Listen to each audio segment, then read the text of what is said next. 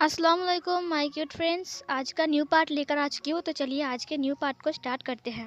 So guys, उस part में हमने देखा था कि विंग को सब कुछ पता चल गया था वांग जी के बारे में। वांग जी उसके पास आया था तो विंग ने गुस्से में वांग जी को एक थप्पड़ मार दिया था। विंग का गुस्सा भी ऐसा ही नहीं है, उसे बहुत गुस्सा आया था क्योंकि वांग जी ने उसे झूठ बोला है। अब वांग जी बेचारा, जो कि हाँ करके अपनी गालों पर हाथ देकर विंग को देखते हुए कहा कि क्या मतलब है, मैंने झूठ बोला है। विंग ने सब कुछ बताया कि तुमने क्या क्या झूठ बोला है, सब कुछ मैंने तुम्हें देख भी लिया तुम्हारी मॉम के साथ। वांग जी पूरा हाँ था। उसने ये एक्सपेक्ट नहीं किया था कि विंग को इतनी जल्दी उसके बारे में पता चल जाएगा। वांग जी ने कहा, मैं सच कहूँ, मैं आज आपको सब कुछ सच बोलने के लिए आ रहा था। मैं कसम से बोल रहा हूँ, मैं आज आ रहा था। मैंने सोचा था कि मैं सब कुछ आपको सच सच बोल दूंगा। मैं कोई झूठ नहीं बोलना चाहता था आपसे। लेकिन विंग ने फिर से एक और थप्पड़ मारा। उसने कहा, चुप हो जाओ बेशरम कहीं के। ले जाओ तुम्हारी डैडी यहाँ से, ले जाओ इसे, जाओ यहाँ से, दफा हो जाओ मेरे सामने से। वांग जी ने कहा, प्लीज़ मेरी बात एक बार सुन लीजिए, बस एक बात, बस एक बार। विंग ने कहा, मुझे तुम्हारी बात नहीं सुननी है। वांग जी ने कहा, लेकिन मुझे तुमसे कहना है। उसने अपनी पॉकेट से वही रिंग को बाहर निकाला और बाहर निकालने के बाद वो विंग के सामने नील डाउन होकर बैठ गया और उस रिंग को दिखाते हुए कहा, प्लीज़ प्लीज़ मेरी लव को एक्सेप्ट कर लो। मैं सच कह रहा हूँ, मैं तुम्हें खुश रखूँगा। तुम जो चाहे तुम वो कर सकते हो। अगर तुम्हें ये जॉब भी करनी है तो भी तुम कर सकते हो। मैं तुम्हें नहीं रोकूंगा, लेकिन प्लीज़ मुझे छोड़कर मत जाओ। मैं तुम्हें बहुत पसंद करता हूँ। मैं तुमसे प्यार करता हूँ। मैं चाहता हूँ कि तुम मेरे साथ रहो। विंग ने उसकी तरफ देखते हुए कहा, लेकिन मैं नहीं करता हूँ। वांग जी ने कहा, मुझे पता है कि तुम भी करते हो, तुम झूठ बोल रहे हो। विंग ने कहा, तुम पागल हो क्या। वांग जी ने कहा, प्लीज़ प्लीज़ इसे एक्सेप्ट कर लो, प्लीज़ एक्सेप्ट कर लो। विंग थोड़ी देर के लिए चुप रहता है। उसने बार बार वांग जी की तरफ देखा। वांग जी की आंखों में आंसू थे और वो नील डाउन होकर अभी भी फ्लोर में बैठा हुआ था और वो उस रिंग को लेकर विंग के सामने चुपचाप था, लेकिन उसकी आंखों में आंसू थे। उसके आंसू साफ साफ बोल रहे थे कि वो विंग को हद से ज़्यादा प्यार करता है। विंग ने एक गहरी सांस छोड़ते हुए कहा, ये रिंग तुमने कहाँ से लिया। वांग जी ने कहा, ये रिंग डायमंड की है। मैं शॉप से लेकर आया हूँ। विंग ने कहा, क्या तुम्हारे डैड के पैसे से। वांग जी ने कहा, "अ, वो मैं मैं तो। विंग ने कहा, क्या तुम कोई काम करते हो, क्या तुम्हें खुद के पैसे से लेकर आया हो। वांग जी ने अपने सिर को झुका लिया और उस जो बॉक्स था उसको बंद कर लिया। विंग ने कहा, हाँ, तुम तुम खुद तो कुछ करते भी नहीं हो। तुम एक स्टूडेंट हो और तुम मेरे सामने आकर बोल रहे हो कि मैं तुम्हें एक्सेप्ट कर लूँ। तुम पागल हो क्या। तुम्हें पता भी है कि तुम क्या बोल रहे हो। मैं तुमसे एज में कितना बड़ा हूँ। वांग जी ने कहा, मुझे फ़र्क नहीं पड़ता है। अगर तुम्हें डर लग रहा है कि मेरी मॉम डैड एक्सेप्ट नहीं करेंगे तो मैं बता दूँ, मैं मॉम को समझा लूँगा और डैड को भी समझा लूँगा। बस मुझे एक मौका दो। विंग ने कहा, ठीक है, तुम्हें मौका चाहिए ना, ठीक है, मैं तुम्हें मौका दूंगा। उठो वहाँ से। वांग जी उठ गया। वांग जी के होठों पर एक स्माइल थी। उसने कहा, सच सच में मौका दोगे। विंग ने कहा, हाँ, मौका दूंगा। उस दिन, जिस दिन तुम मेरे लिए खुद की कमाई पर पैसा जोड़कर मेरे लिए डायमंड रिंग बनाकर लाओगे, उस दिन मैं तुम्हें मौका दूंगा। वांग जी जो कि था वो हैरान था। वांग जी ने कहा कि क्या मतलब है। विंग ने कहा, कमाई करके देखो। पैसे उड़ाना बहुत आसान है, लेकिन पैसे को कैसे अपने पास लाओगे ये बहुत मुश्किल है। लेकिन हाँ, अगर तुम अपने पैसों से मेरे लिए डायमंड रिंग लाते हो और मुझे पहनाते हो तो मैं वहीं पर तुमसे शादी कर लूँगा। वांग जी विंग की तरफ देख रहा था। विंग ने कहा, एक बात और सुन लो, अपनी पापा की कोई भी हेल्प नहीं लोगे और ना ही अपनी पापा की कंपनी में काम करोगे। तुम्हें बाहर से पैसे जोड़ना है, उसके बाद डायमंड रिंग बनाना है, उसके बाद तो मेरे पास आना। वांग जी अपनी डायरी की तरफ देखा, उसके बाद विंग की तरफ देखा। विंग ने कहा, है ना बहुत मुश्किल, बहुत आसान है ना कि बोलना कि मैं तुम्हें खुश रखूंगा, मैं तुम्हें प्यार करूंगा, लेकिन कैसे। तुम एक स्टूडेंट हो, भूलो मत। वांग जी जो कि अब रो रहा था, उसकी आंखों में आंसू आ गए थे। वांग जी ने डायरी को उठा लिया। विंग ने कहा, जाओ घर जाओ और पढ़ाई करो, झूठ बोलना बंद करो। झूठ बोलना बिल्कुल भी अच्छी बात नहीं है। वांग जी ने कहा, मैं लाऊंगा। ये सुनकर विंग हैरान था। उसने कहा, क्या क्या लाओगे तुम। वांग जी ने कहा, मैं लाऊंगा, मैं डायमंड रिंग बनाकर लाऊंगा खुद के पैसों से। वांग जी की बात सुनकर विंग भी हैरान था। उसने कहा, तुम क्या बोल रहे हो। तुम्हें पता भी है एक डायमंड रिंग कीमत कितना है। अगर तुम खुद काम करोगे तो तुम एक स्टूडेंट हो, तुम पागल हो क्या? तुम्हें कोई कहीं कहीं भी काम नहीं मिलेगा। ये मत सोचना कि तुम एक वेटर के काम करके तुम डायमंड रिंग बना सकते हो। वांग जी ने कहा, मैं बनाऊंगा, मैं प्रॉमिस करता हूँ। तुमने कहा ना भी कि अगर मैं खुद के पैसों से डायमंड रिंग बना कर लाऊंगा तो तुम मुझे एक्सेप्ट कर लोगे। अपना प्रॉमिस भूलना मत। और जब तक मैं डायमंड रिंग बनाकर नहीं लाऊंगा तब तक मैं अपना चेहरा तुम्हें कभी नहीं दिखाऊंगा। ये बोलकर वो रोते हुए बाहर चला गया। विंग ने कहा, लैंसन मेरी बात सुनो, रुको। फिर वांग जी दौड़कर चला गया वहाँ से। वांग जी बाहर आकर बहुत रो रहा था। विंग की आंखों में भी आंसू आ गए थे। विंग नीचे बैठ गया। विंग ने कहा, आई एम सॉरी, मुझे माफ़ कर दो, मुझे माफ़ कर दो, आई एम सॉरी। मैं तुमसे शादी नहीं कर सकता हूँ। तुम बहुत छोटे हो मुझसे। तुम्हारी फैमिली कभी भी मुझे एक्सेप्ट नहीं करेगी। मेरी फैमिली को तो मैंने छोड़ दिया, मेरी कोई भी नहीं है इस दुनिया में, लेकिन तुम्हारी फैमिली कितना रिच है। तुम अलग हो, मैं अलग हूँ। तुम्हारी फैमिली कभी भी मुझे एक्सेप्ट नहीं करेगा, चाहे मैं जितनी कोशिश कर लूँ। मुझे माफ़ कर दो। तुम बहुत छोटे हो लैंसन, उम्मीद है कि तुम समझ जाओगे। मैंने तुम्हें इसलिए कहा ये सब कुछ ताकि तुम मुझे भूल जाओ, लेकिन तुम बोल रहे हो कि तुम्हें वो डायमंड रिंग बनाना है अपने पैसों से। मुझे उम्मीद है कि तुम ये सब कुछ जल्दी भूल जाओगे लैंसन। भूल जाओ मुझे, ये सब कुछ एक सपना समझकर भूल जाओ।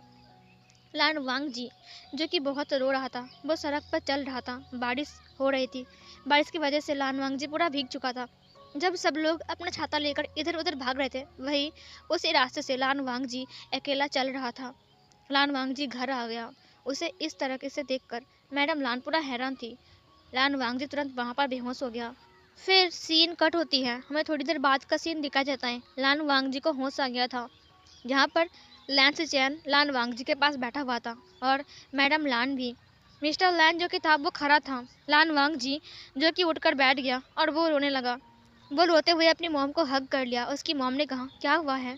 लान वांग जी ने सब कुछ बताया, विंग और उसके बारे में सब कुछ। लान वांग जी ने साफ साफ अपनी फैमिली को बोल दिया। मिस्टर लान को बहुत गुस्सा आ गया था। विंग, वो एक कॉलेज का टीचर, तुम उससे प्यार करते हो? तुम्हें पता भी है वो तुम्हारे से एज में कितना बड़ा है? वांग जी ने कुछ नहीं कहा। उसने बस इतना कहा कि उसे कुछ नहीं पता है, उसे बस वही चाहिए। उसने उसे रिजेक्ट कर दिया है। उसने कहा है कि मैं खुद के पैसों से जब तक उसके लिए ये वाला डायमंड रिंग बनाकर नहीं ले जाऊंगा तब तक वो मुझे एक्सेप्ट नहीं करेगा। मिस्टर लान जो कि चुपचाप बैठ गए थे, उसने कहा, वांग जी समझने की कोशिश करो, वो तुम्हारे टाइप का नहीं है, तुम बहुत छोटे हो उससे। लेकिन वांग जी जो कि समझने का नाम नहीं ले रहा था। ऐसे करके 1 दिन, 2 दिन और 3 दिन बीत गए, लेकिन लान वांग जी अपने कमरे से ना ही बाहर निकला और ना ही कुछ खाना खाया। वो अपनी जिद पर अड़ा था कि वो विंग से शादी करेगा, कुछ भी करके। मिस्टर लान तंग आ चुके थे वांग जी की इस हरकत से। लास्ट में वो सब लोग हार मान गए। सिचैन ने अपने फादर को और अपनी मॉम को समझाया और फिर उन लोगों ने वांग जी की बात पर हाँ बोल दिया। उन्होंने कहा, ठीक है, अगर तुम अपने पैसों से खुद डायमंड रिंग खरीद कर विंग को प्रपोज करोगे और विंग एक्सेप्ट कर लेगा तो ही तुम्हारी शादी विंग से होगी, नहीं तो हम भी तुम्हारी शादी विंग से नहीं करवाएंगे। वांग जी ने कहा, थैंक यू सो मच पापा, thank you so much mama, मुझे परमिशन देने के लिए। गगा, थैंक यू सो मच। इसी दौरान 3 दिन बीत चुके थे, लेकिन वांग जी का कोई आता पता नहीं था। ना ही वांग जी कॉलेज आया था और ना ही विंग को अपना चेहरा दिखाया था। विंग हर वक्त वांग जी के बारे में सोचता था। वांग जी को उसने इस तरह से बोला, चले जाओ यहाँ से, निकल जाओ, खुद डायमंड रिंग बना के लेके आओ पैसे कमा कर। विंग को बहुत बुरा लगा था। बाद में विंग रो रहा था हर वक्त। वो 3 दिन कॉलेज तो आया था, लेकिन कॉलेज में वांग जी बिल्कुल भी नहीं आया था। 3 दिन हो चुके थे। उसे वांग जी के लिए बहुत चिंता हो रहा था। वांग जी कहाँ है? कहीं उसने कुछ किया तो नहीं है ना? वो बार बार सोच रहा था। उसे लगा कि उसके दोस्तों से वो अगर पूछ ले, लेकिन उसकी हिम्मत नहीं हो रही थी। सब लोग क्या सोचेंगे, इसीलिए विंग कुछ पूछ भी नहीं रहा था। ये 3 दिन जो विंग के ऊपर बीती ना, वो सिर्फ विंग ही जानता है कि किस तरह से ये 3 दिन गुजर गया। रात में जब वो बेड में सोता है ना, आंखें बंद करते ही वांग जी का वो स्माइली वाला चेहरा उसके सामने आता है। जब वो गुंडों से उसने उसे बचाया, जब वो सुयांग के पास से उसे बचाया, ये सब कुछ उसे याद आ रहा था। वांग जी कितना अच्छा लड़का है। माना कि उसने झूठ बोला है, लेकिन उसने विंग की कितनी हेल्प किया है। ये सब कुछ जो प्यार के लिए कर रहा है, कर भी सकता है ना, क्योंकि वो उसे प्यार करता है, ये उसे हक है करने का। मैं नहीं करता हूँ तो क्या हुआ? लेकिन वांग जी सच में बहुत अच्छा लड़का है। विंग के दिल में वांग जी के लिए एक सॉफ्ट सा जगह बन चुका था। उसे बार बार वांग जी की फेस नज़र आ रही थी। वो अचानक कभी स्माइल करता है, कभी उसका फेस सैड हो जाता है, लेकिन वांग जी का कोई पता नहीं था। विंग कॉलेज में क्लास ले रहा था और वो बार बार वांग जी की टेबल की तरफ देख रहा था, लेकिन वांग जी का कोई पता नहीं था। इस तरीके से एक हफ्ता बीत जाता है। एक हफ्ता बीत गया। एक हफ्ता विंग वांग जी को बहुत मिस कर रहा था। ना ही वो ट्यूशन आता है, ना ही वो कॉलेज आता है, और ना उसके साथ एक बार भी उसकी मुलाकात हुई। मानो कि ऐसा बोलूं कि विंग वांग जी से एक बार मिलने के लिए तरस रहा था। पता नहीं क्यों उसे वांग जी से कुछ अलग सी फीलिंग आ रही थी। बेचारा विंग, वो हर वक्त सिर्फ वांग जी के बारे में सोच रहा था। फिर ऐसे ही टाइम और बीत जाते हैं। अब विंग घर आ रहा था। कॉलेज ख़त्म करने के बाद वो बुक शॉप में गया था, और बुक शॉप से होकर वो एक मेडिसिन के शॉप पर गया था, जहाँ पर उसने कुछ दवाई खरीदी अपने लिए। जब वो शॉप से निकला तभी उसे कुछ चिल्लाने वाली वॉइस सुनाई दिया। चिल्लाने वाली वॉइस सुनकर उसने एक बिल्डिंग की तरफ देखा जहाँ पर काम चल रही थी, और उस बिल्डिंग में कुछ हुआ था। विंग ने कहा, क्या हुआ है? फिर एक लड़की ने कहा, मुझे लगता है फिर से कुछ गड़बड़ हुआ है, इसीलिए ये बिल्डिंग बहुत पुरानी है, लेकिन फिर से इसे नए से बनाया जा रहा है। यहाँ पर बहुत सारे वर्कर्स काम कर रहे हैं, ज़रूर कुछ हुआ होगा। विंग ने कहा, अच्छा। फिर विंग थोड़ा सा आगे जाता है। उसने देखा कि कुछ इंसान एक लड़के को डांट रहे हैं। वो लड़का अपने जो ड्रेस होता है ना, वो वर्कर्स का, वही ड्रेस पहना हुआ है, और वो बार बार सॉरी बोल रहा है, मुझसे गलती हो गई, मुझे माफ़ कर दीजिए। फिर तभी वहाँ पर विंग कुछ इंसानों को देखकर हैरान हो जाता है। वहाँ पर मेंग याओ, वेन सू और वेन चाओ भी था। उन तीनों को देखकर ना विंग थोड़ा हैरान हो गया था। विंग ने कहा, ये तीनों यहाँ पर क्या कर रहा है? फिर वो लोग उस लड़के को डांट कर चले गए। तो वो तीनों उस लड़के के पास गया, और वो लड़का अपनी पॉकेट से रुमाल को बाहर निकाल कर अपने पसीने को पोंछते हुए कहा, ओह, तुम लोग बिना गलत टाइम पर जाते हो, मेरा काम चल रहा है यहाँ पर, तुम्हें पता भी है ना। जब विंग ने उस इंसान की फेस को देखा ना, वो लड़के की फेस को देखा, तो वो चौंक गया था। उसने कहा, वांग जी। उसकी फेस पर एक प्यारी सी स्माइल आ गई थी, मानो कि उसने कितनी बड़ी खुशी देख लिया। वो थोड़ा सा और आगे गया और एक पिलर के पीछे छुप गया और उन लोगों की बातें सुनने लगा। वेन चाओ ने कहा, ओह वांग जी, मैं तुम्हें कितनी बार बोलूं? वेन चाओ की बात सुनकर वांग जी ने कहा, मैंने भी कितनी बार बोला तुम्हें? फिर उसने कहा, वांग जी मेरी बात सुन, देख मेरे पास एक आइडिया है। तेरे पास जितना पैसा है वो जोड़कर तू आधा पैसा जमा चुका है, और तू एक काम कर, मेरे से उधार ले ले, बाद में मुझे लौटा देना। वांग जी ने कहा, नहीं, मैं ऐसा नहीं कर सकता हूँ। मेंग्याओ ने कहा, ऐसा क्यों नहीं कर सकता है? तूने ऐसा काम कभी किया भी नहीं है, और तुझे पता है ये सब काम कितना मुश्किल है, अगर तुझे लग जाएगी तो। वांग जी ने कहा, कुछ नहीं होता यार, वैसे भी लाइफ में जर्नी अच्छी बात है, और वैसे भी तुम्हें पता भी है एक बिल्डिंग तैयार करने में कितनी मुश्किल होती है, मुझे पता चला आज। अगर मैं यहाँ पर नहीं आता और ना ही काम करता तो पता नहीं चलता ना मुझे कि ये वर्कर्स कितनी कितनी मेहनत करते हैं, तभी एक बिल्डिंग, बड़ी सी बिल्डिंग खड़ी हो पाती है। वैन चाओ ने कहा, मान गया वांग जी, तुम्हें अपनी जिद पर अड़े हुए हो। मेरी बात सुन, मेरे पास कुछ पैसे हैं, तू ले ले, हो जाएगा तेरा डायमंड रिंग, हम सब दे देंगे तुझे। विंग जो कि सुन रहा था, उसकी आंखों में आंसू थे। वांग जी ने कहा, नहीं। विंग ने कहा है खुद कमाने के लिए, और खुद डायमंड रिंग बनाने के लिए, और उसके बाद जाने के लिए। मैंने उसे बहुत झूठ बोला है, कितना बड़ा झूठ बोला है, अब मैं दोबारा झूठ नहीं बोल सकता हूँ। उसने कितना आसान टास्क दिया है ना मुझे करने के लिए, और ये बहुत आसान है मेरे लिए, इसीलिए मैं खुद इसे पूरा करूँगा, और पूरा करने के बाद पैसे जोड़कर उसके बाद मैं उसके लिए रिंग ले जाऊँगा, तब तो वो एक्सेप्ट कर लेगी ना। वेन चाओ ने कहा, तो फिर क्या जाता है, तो उधार ले ले, तो किसी को पता भी नहीं चलेगा, हम कहेंगे भी नहीं किसी को। विंग ने सब कुछ देखा, विंग सब कुछ सुन रहा था, उसकी आंखों से आंसू रुकने का नाम नहीं ले रहे थे। विंग ने अपने माइंड में कहा, मैंने एक बार बोल दिया और ये ठान लिया करने का, ये क्या मुझे अपना बनाकर ही छोड़ेगा? ये बुद्धू सा लड़का, ये कब समझेगा? ये सब कुछ कर नहीं सकता है, लेकिन फिर भी कर रहा है। वांग जी ने कहा, देख वेन चाओ, मेरी बात सुन, ये बहुत आसान है तेरे लिए बोलना। देख मैं भी ऐसा कर सकता था ना, मेरे पापा का बहुत पैसा है यार, मैं वहाँ से उधार ले लेता। तो बुद्धू है क्या? ये तो विंग को पता ही नहीं चलता ना। लेकिन हाँ, मैं खुद कमाना चाहता हूँ, उसके बाद मैं उसके लिए डायमंड रिंग बनना चाहता हूँ। मैं देखता हूँ कि कितनी खुशी मिलता है मुझे ये सब कुछ कर कर। वैन चाओ ने कहा, ओह अच्छा। वांग जी ने कहा, हाँ, इसीलिए तो मैं यहाँ पर काम करने आया हूँ, और पता है मेरे पास बहुत सारे पैसे जमा भी हो चुके हैं। मुझे लगता है कि मैं इस दुनिया का सबसे ज़्यादा खुशनसीब इंसान हूँ जिसे विंग ने इतना आसान टैक्स दिया है। वेंचाओ ने कहा, हाँ आसान, और ये एक डायमंड रिंग का कीमत जानते हो तुम, एक गरीब के लिए जो काम तुम कर रहे हो अभी। वांग जी ने कहा, मेरे पास कोई और चारा नहीं है, मैं एक स्टूडेंट हूँ, मुझे कोई अच्छी खासी जॉब भी नहीं मिलेगा, और लास्ट में ये काम मुझे मिल गया तो मैंने कर लिया। वेंचाओ ने कहा, और तुम्हारी पढ़ाई? वांग जी ने कहा, चल रही है ना, मैं घर में पढ़ रहा हूँ, चिंता मत करो, हो जाएगा। ये सुनकर वेंचाओ ने कहा, ठीक है, अब हम चलते हैं, ठीक है, शाम होने वाली है, तुम घर नहीं जाओगे? वांग जी ने कहा, तुम लोग जाओ, मैं थोड़ी देर बाद जाऊँगा। ये सुनकर तो उन लोगों ने कहा, ठीक है, बाय बाय बाय वांग जी। फिर वांग जी ने कहा बाय, और फिर वो लोग चले गए। विंग की आंखों में बहुत आंसू आ गए थे। विंग वहां से बाहर निकला। वांग जी जैसे पीछे मुड़ा, उसने विंग को देखा। विंग वहां पर खड़ा था।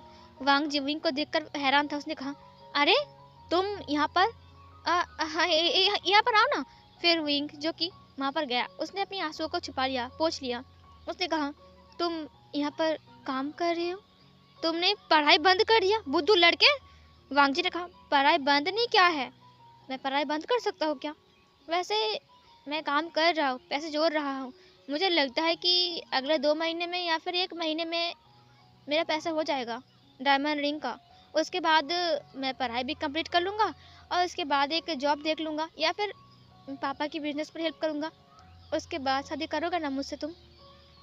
विंग की आंखों में आंसू आ गए थे। उसने कहा, हाँ, बैठ जाओ, यहाँ पर बैठ जाओ। वांग जी के हाथ पर बहुत सारी मिट्टी लगी हुई थी, धूल लगी हुई थी।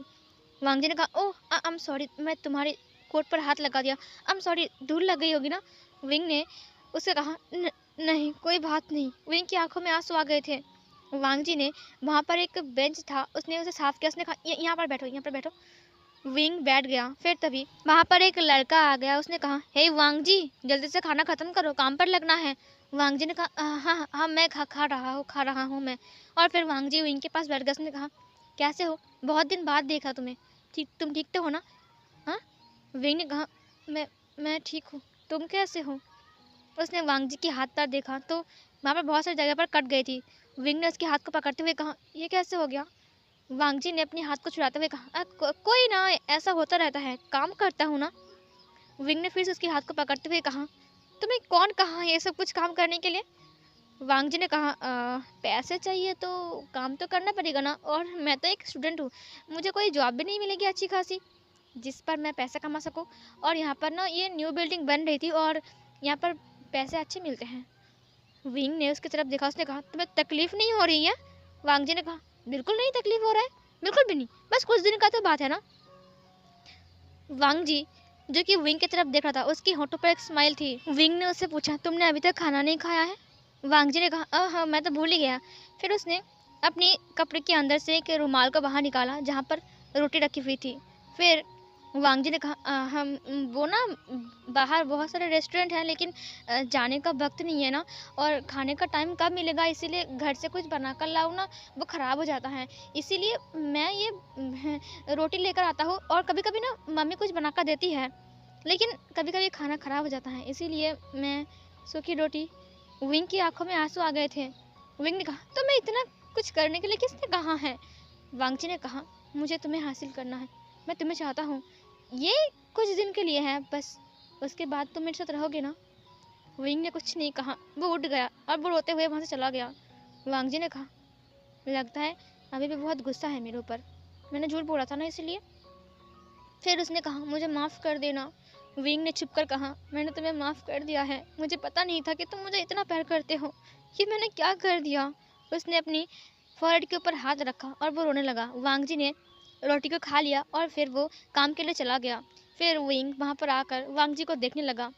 वो वांग जी को ऊपर की साइड से देख रहा था, वांग जी जहाँ पर काम कर रहा था बिल्डिंग के ऊपर। फिर एक लड़के ने कहा, क्या हुआ, क्या आप किसी को ढूंढ रहे हो? फिर विंग ने कहा, नहीं नहीं, ये लड़का कब तक काम करता है? फिर उस इंसान ने कहा, वो लड़का, उसकी बात कर रहे हो, वांग जी की? विंग ने कहा, हाँ। फिर उस लड़के ने कहा, यार क्या बताओ, ये दिन भर काम करता रहता है और रात को भी करता है। विंग ने कहा, रात को भी करता है? उस लड़के ने कहा, हाँ, ये ओवर टाइम करता है, पता है इसे पैसे की बहुत ज़रूरत है, इसने कहा, इसीलिए यह हर वक्त काम करता ही रहता है। हम बोलते हैं लेकिन सुनता ही नहीं है। हाँ वैसे भी वो बहुत अच्छा लड़का है, दिल का बहुत अच्छा है। विंग ने कहा, क्या वो दिन भर और रात को भी काम करता है, तो ये अपना पढ़ाई कब करता है?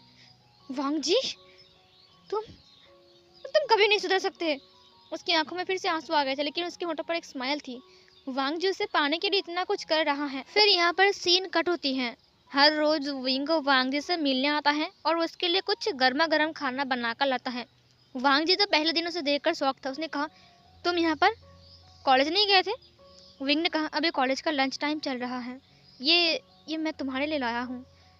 वांग जी ने देखा वहाँ पर फ्राइड राइस है और चिकन सूप भी। उसने कहा, क्या ये मेरे लिए है? विंग ने कहा, हाँ। वांग जी के हाथ गंदे थे तो विंग ने उसे खिला दिया।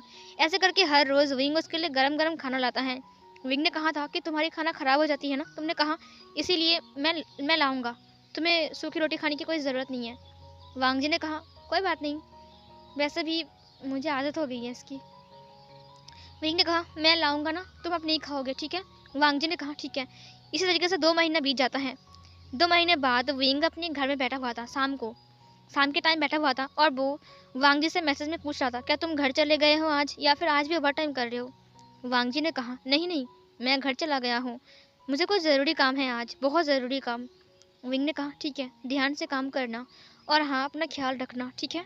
वांग जी ने कहा, वांग जी ने मैसेज को बंद कर दिया। विंग ने बंद कर दिया। तभी उसकी डोरबेल पर क्लिक हुआ तो उसने डोर को ओपन किया। वहाँ पर शुयांग था। शुयांग ने कहा, विंग। शुयांग को देखकर विंग हैरान था। शुयांग ने विंग को हग कर लिया। उसने कहा, तुम्हें पता भी है विंग, तुम्हारा एड्रेस निकालने में मुझे कितना वक्त लगा, 2 महीने से तुम्हारा एड्रेस ढूंढ रहा था मैं। विंग ने कहा, शुयांग ये क्या बदतमीजी है, छोड़ो मुझे। शुयांग ने कहा, नहीं, अब तुम मुझे मिल गए हो ना, अब तुम में कहीं जाने नहीं दूंगा मैं, प्लीज़ शादी कर लो मुझसे, मैं तुमसे बहुत प्यार करता हूँ विंग, मैं सच कह रहा हूँ। विंग उसे अपने आप से दूर करने लगा। उसने कहा, मैंने कहा छोड़ो मुझे, हटो मेरे सामने से, छोड़ो, तुम क्यों हक कर रहे हो मुझे, मैंने कहा ना मुझे शादी नहीं करनी है, मैं किसी और से प्यार करता हूँ, छोड़ो छोड़ो मुझे। शुयांग ने कहा, नहीं मैं नहीं छोड़ूंगा, तुम पहले कहो कि तुम शादी करोगे मुझसे।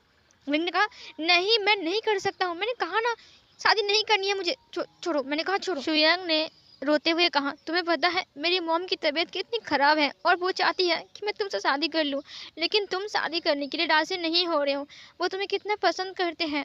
शुयांग रोने लगा। विंग चुप हो गया। उसने कहा, तुम्हारी मॉम की तबीयत ख़राब है?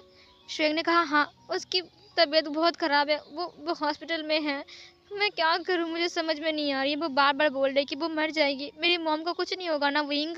विंग ने कहा, मुझे छोड़ो, तुम्हारी मॉम को कुछ नहीं होगा। तभी कुछ गिरने वाली वॉइस से विंग और शुयांग जो कि था, वो दोनों ही दरवाजे की तरफ देखा। वहाँ पर वांग जी था। वांग जी के हाथ में एक गुलाब के बुके था जो कि हाथ से नीचे गिर गया था। वांग जी उन दोनों को देख रहा था। विंग तो वांग जी को देखकर हैरान था। उसने शुयांग को धक्का दे उसने कहा, लैंजन तुम। तभी लान वांग जी पीछे मुड़ गया और उसने कहा, आई एम सॉरी, मुझे दरवाज़ा नॉक करके आना चाहिए था, मैं बाद में आऊँगा। और फिर ये बोलकर वह बाहर चला गया। वांग जी की आंखों में आंसू थे। विंग तुरंत बाहर गया। उसने कहा, लैंजन रुको, मेरी बात सुनो। लैंजन तुम गलत समझ रहे हो लैंजन। विंग उसके पीछे पीछे आने लगा। वांग जी के पीछे पीछे विंग आ रहा था। शुयांग को कुछ समझ में नहीं आया, वो भी बाहर आया। विंग तुरंत वांग जी को पीछे से हग करते हुए कहा, लैंजन जो तुम सोच रहे हो वैसा कुछ नहीं है, शुयांग और मैं बात कर रहे थे, बस तुम गलत समझ रहे हो। वांग जी ने कुछ नहीं कहा और ये वाला पार्ट यहीं पर ही एंड हो जाती है।